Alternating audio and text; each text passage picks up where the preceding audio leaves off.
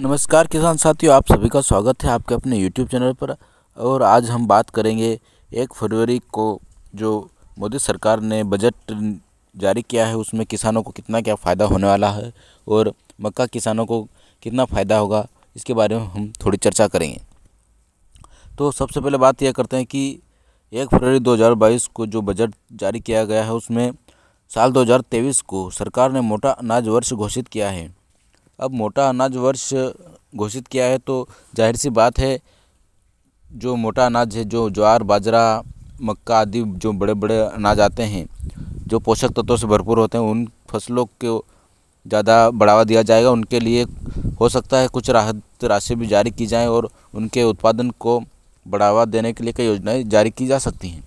इसलिए 2023 को मोटा अनाज वर्ष घोषित किया है और डेफिनेटली निश्चित तौर पर मक्का किसानों को भी इससे फ़ायदा होता दिख रहा है। वित्त मंत्री निर्मला सीतारमण जी ने 44,605 करोड़ रुपए की लागत से केन बेतवा लिंक परियोजना को शुरू करने का ऐलान किया है।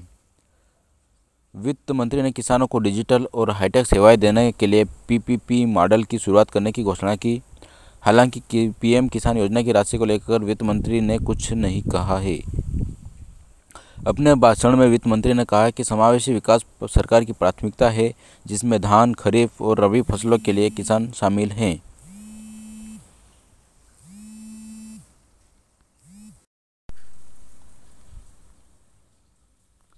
तो इस तरह से कई योजनाएं जो बजट में दिखाई गई हैं।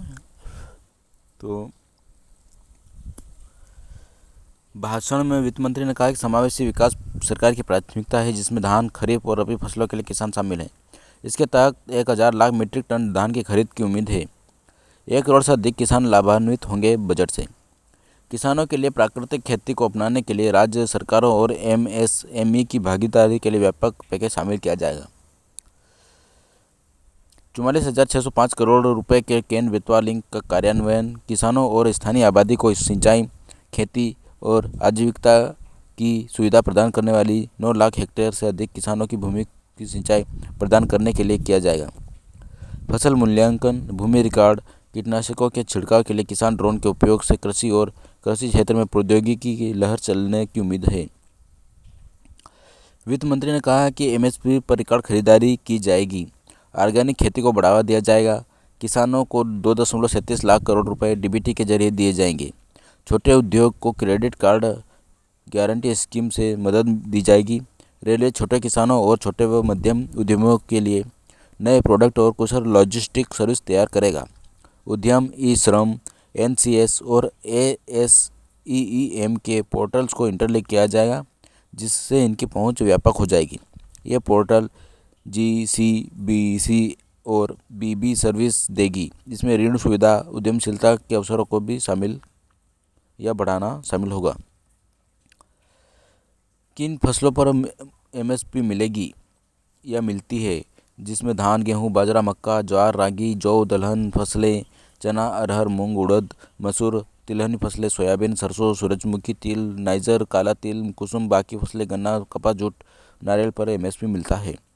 रेलवे छोटे किसानों और एमएसएमई के लिए नए उत्पाद विकसित करेगा। वित्त मंत्री निर्मला सीतारमण ने मंगलवार को कहा कि रेलवे छोटे किसानों एमएसएमई के लिए नए उत्पाद विकसित करेगा। लोकसभा में सीतारमण ने 2022-23 का आम बजट पेश करते हुए इस बात की ओर ध्यान दिलाया कि केंद्र एवं राज्य सरकारों के प्रयास के कारण रोजगार एवं उद्यम अवसरों में वृद्धि होगी।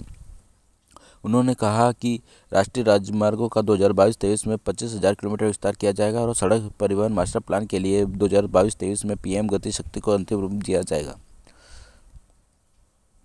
तो ये कुछ लाभ थे जो किसानों के लिए जारी किए गए हैं बजट में।